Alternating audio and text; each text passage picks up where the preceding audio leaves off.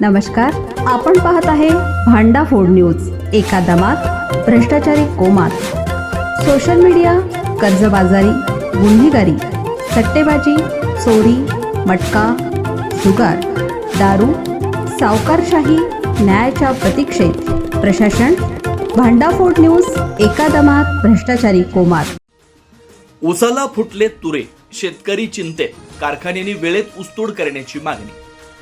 कोल्हापूर जिल्ह्यातील अनेक तालुक्यात उसाला अवेळी तुरे फुटू लागल्यानं शेतकरी मोठ्या चिंतेत सापडले.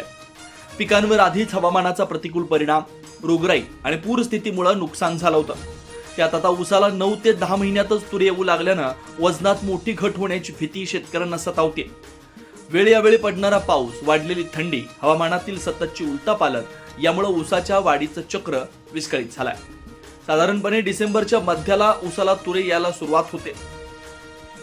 मात्र यंदा पिकांच्या वाढीच्या प्रारंभिक टप्प्यातच तुरे दिसू लागले. तुरे आल्यानं ऊस जाडीसेनं थांबतं आणि सरासरी प्रति एकरी 4 ते 5 टनांपर्यंत वजन घट होते, असं शेतकऱ्यांचं म्हणणं आहे. तुऱ्यांमुळे वजनात होणारी घट टाळण्यासाठी कारखान्यांनी त्वरित ऊसतोड हंगाम गतिमान करण्याची मागणी होती.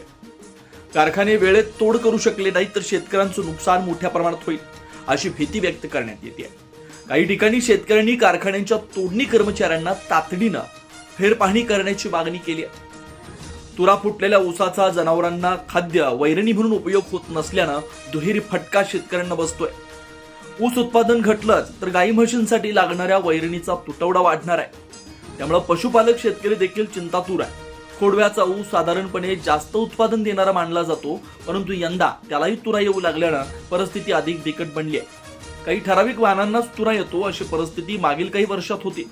त्यामुळे शेतकऱ्यांनी नवीन आणि बदलत्या हवामानाला अनुरूप वाहनांचा अवलंब केला होता.